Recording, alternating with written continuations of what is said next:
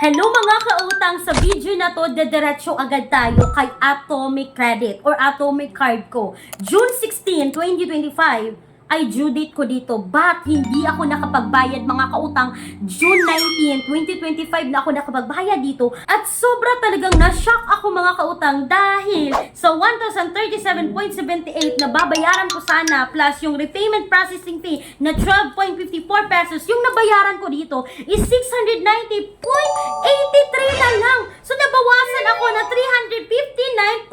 359.49. So mga kautang, ikaw pa yung late, ikaw pa yung nabawasan. So parang ikaw yung na-late, ikaw pa yung naka-discount dito kay credit. Dito, I mean kay Atomic Credit. Alam nyo mga kautang, na-shock talaga ako dito, but na-remember ko kasi mga kautang no, na nung nag-spin the wheel ako dito, kasi may spin the wheel sila, no, nakakuha ako ng 15% interest off dito mga kautang, which is na-apply ito, but sa 1,003.87 mga kautang, ang 15% rito is nasa 150 pesos lang.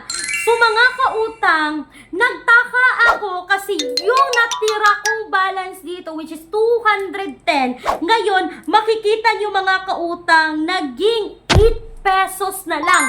So nakaltas yung 202. So yung 202 at yung 15% na interest off dito mga kautang no, is ito po yung 359.49 pesos. So mga kautang, kaya pala nabawasan yung interest rate ko dito. Kaya pala 690.83 yung nabayaran ko dito. But mga kautang, yung monthly payment ko na talaga rito is 1,003.87. I-times mo yan ng 6 months mga kautang no, kasi 6 months yan, aabot po ng 6,023.22 cents. Ilaless po natin yung talagang principal amount ko talaga dito is 4,069.75 pesos mga kautang. Nahuhulog na 1,953.47 po ang tubo sa loob ng 6 months.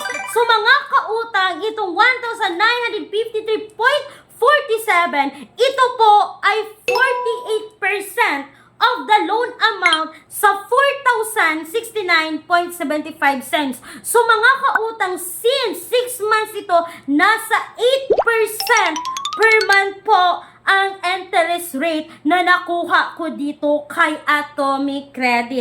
So yan po yung pinaka-real talk mga kautang, bali nabawasan po yung interest rate ko dito kasi nga meron akong nakuha na 15% off, tapos yung natitirang credit limit ko is na-deduct po dito kaya nabawasan siya. But sa susunod ngayong July 16, and by the way, every 16th of the month po, yung due ko dito is magbabayad na po ako ng 1,003.87 cents mga kautang. Parang natuloy talaga yung sabi ko sa previous video ko na hindi ako magbayad dito kay Atomic kasi gusto kong tingnan talaga kung magkano yung interest. Natutuo talaga siya mga kautang, natutupad talaga siya. Hindi ko naman talaga sinasadya na matupad na hindi ako magbayad dito. Sadyang wala lang talaga akong pera that time nung June 16. Wala talaga akong pangbayad ng 4,069.87 dito mga kautang, kaya hindi talaga ako nakabagbayad no, kaya nag-i-installment siya. At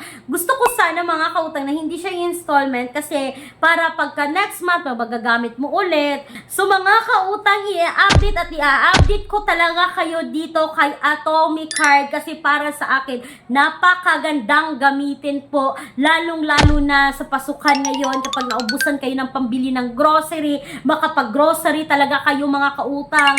Kung naubusan kayo pambayad ng bills, makapagbayad talaga kayo dito at may mga points pa kayong makukuha dito, which is yung points dito kay Atomic Card is pwede nyong i-convert into credit limit. Kasi mga kautang, nadagdagan po ng 300 plus yung aking credit limit dito mga kautang sa nakukuha ko lang na points dito. Kaya always nyong i-check yung app nyo dito. Kasi yung Atomy app mga kautang, kasi possible na kapag kayo ay good payer dito, ma-offeran din kayo ng Atomy Cash Loan. Kasi meron silang offer na Atomy Cash Loan, as you can see dito sa akin, is 55,000 pesos na. At alam nyo mga kautang, no, na-offeran ako dito, no, pwede na ako makapag-savings dito kay Atomy, which is pwede kayong makakuha ng 3.25% PA interest rate daily po yan. So, napakalaki yung interest rate nila dito daily. 3.25% mga kautang, makapag-save kayo dito sa app ng Atomy Credit. So, mga kautang, sana po ay nakatulong itong quick and very honest review about kay Atomy Credit.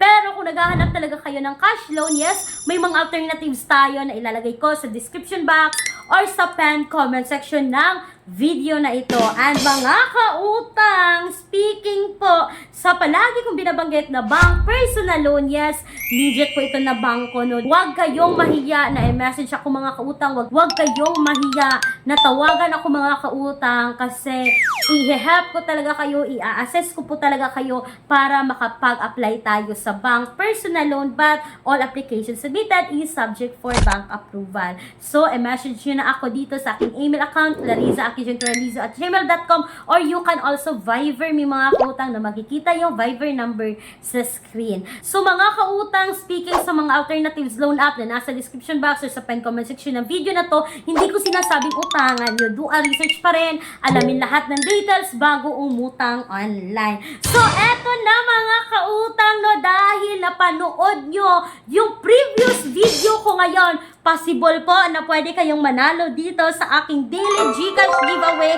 So, ito na po yung winner. So, spin the wheel. So, spin the wheel po yung mag-decide. So, mag-spin the wheel na po tayo. At kung gusto nyo makasali rito mga kautang, kung napanood nyo ang video na ito, mag-comment lang kayo. I-comment nyo na yung hashtag word na makikita sa loob ng video na to para kayo ay pwedeng makasali para malista kayo dito sa spin the wheel natin. At mga kautang, every end of the month, mamimigay po ako ng 10 katao na makakuha ng tig 50 pesos Gcash, no. Lahat po ng nasa pangalan dito ngayon is i-combine ko po yan lahat mga kautang.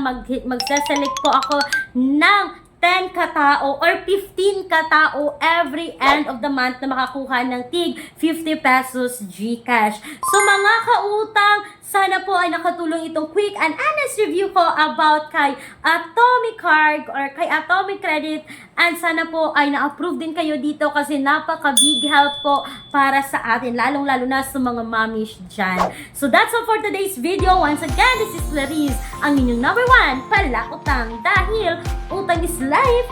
Bye bye bye mga kautang!